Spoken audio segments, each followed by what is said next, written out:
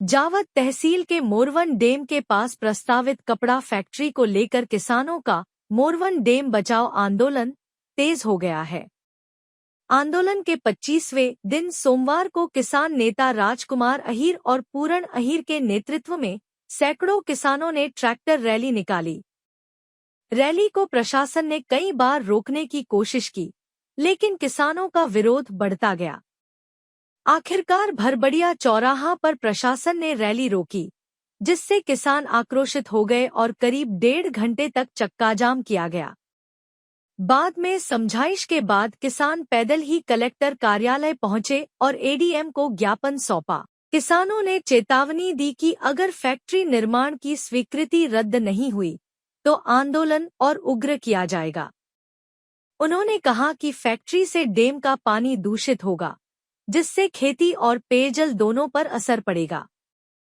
ज्ञापन में भूमि हस्तांतरण में धारा 237 के उल्लंघन, फर्जी पंचनामे, चरनोई भूमि के अनुचित उपयोग और ग्राम सभा की अनदेखी जैसे कई गंभीर आरोप लगाए गए हैं।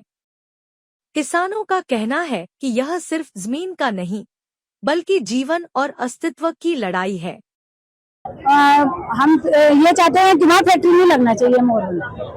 वहाँ पास में गौशाला आ गई, गौशाला की जमीन है, हम गौशाला की जमीन गौशाला को देनी चाहिए।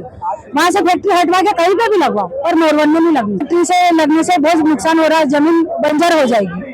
ये केमिकल का पानी जो यहाँ अभी गौ हत्या होगी, गौ माता मर जाएगी, पानी पीने से लोगों को भी नुकसान होगा, बीमारियां होगी।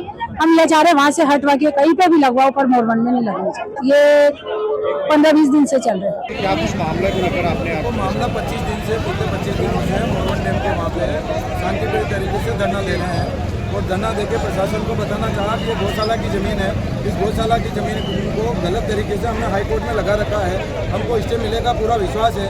तो प्रशासन ने इतने दिनों के बाद 2 दिन से सख्ती से वहाँ काम चालू कर रखा है। 150 जवान वहाँ बिठा के जबरदस्ती, और जो है वहाँ धरने पे जो लोग बैठे हैं उनको घर जाके जज्बा कर रखा है कि आप 1 लाख रुपए का मुचल का और वो जो है नोटिस दिया उनको। तो इस प्रकार से दबाने का काम जो कर रहे हैं। और सखलेचा जी के आसपास के आदमी जितने भी लोग हैं, जमीनों पे जगह जगह मंदिरों की जमीनों पे, खुद सखलेचा जी ने 100 बीघा मंदिर की जमीन पे कब्जा कर रखा है। और आज इस बात का विरोध कर रहे हैं कि हमारी न तो गौशाला की जमीन छोड़ी इन लोगों ने, न मंदिर की, न जब जो मंदिर की जमीनें हैं वो नहीं छोड़ी, सास की जमीनें जितनी भी हैं उन पे ये कब्जा करके बैठे हैं। तो हम शांतिपूर्ण तरीके से माननीय मुख्यमंत्री जी के नाम कलेक्टर साहब को ज्ञापन देने जा रहे थे। तो गांव-गांव से जो है अपने अपने साधन से लोग निकले।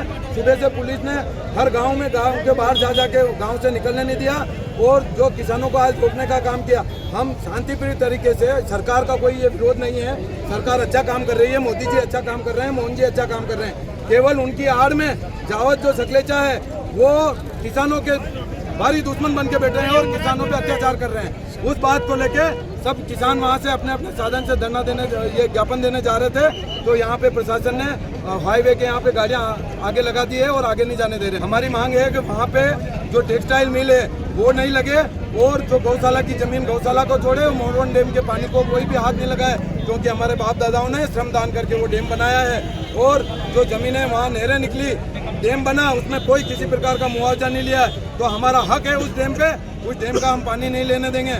और सखलेचा जी जानबूझ के और ये प्रशासन को, पुलिस को आगे करके और क्षेत्र के युवाओं को परेशान कर रहे हैं, किसानों को परेशान कर रहे हैं। पूरी नहीं होती तो मांग अगर पूरी नहीं होती तो आज तो 10-15 गाँव के लोग आए हैं, पूरी विधानसभा के लोग, अगर हमको यहाँ नहीं सुनवाई होगी तो हम माननीय मुख्यमंत्री जी के पास ट्रैक्टरों के माध्यम से भोपाल के लिए यहाँ से कूच करेंगे और वो तारीख हम सब तय करके और अगली तारीख जो है वो बताएंगे। मोरवन में टेक्सटाइल फैक्ट्री की स्थापना हो रही है और उसके आसपास के ग्रामीणों का और मोरवन के कुछ किसानों का ये मांग थी कि उस टेक्सटाइल की स्थापना हो जाने से मोरवन डैम का जो पानी है वो प्रदूषित होगा और उसका बड़ी मात्रा में दोहन होगा, जिसके कारण उनको खेती और पेयजल और उसके लिए भी कमी आएगी, साथ ही प्रदूषित पानी भी होगा।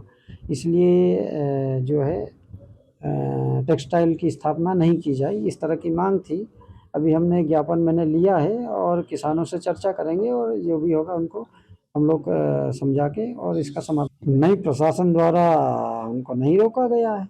न कुछ समय फोर लेन पे रुके थे और थोड़ी देर के लिए फोर लेन अवरुद्ध हुआ था। हम लोग चले गए, चर्चा की और फिर वो आगे निकल गए, रास्ता चालू करा दिया। हमारा तो ये अपील है कि जो टेक्सटाइल की स्थापना हो रही है उससे पानी किसी भी स्थिति में कोई प्रदूषित नहीं होता है और उस टेक्सटाइल मिल से बड़ी मात्रा में पानी का दोहन भी नहीं होगा। इसलिए पानी किसानों के लिए और पेयजल के लिए जितना आरक्षित है वो सुरक्षित रहेगा, उसमें कोई परिवर्तन नहीं होगा।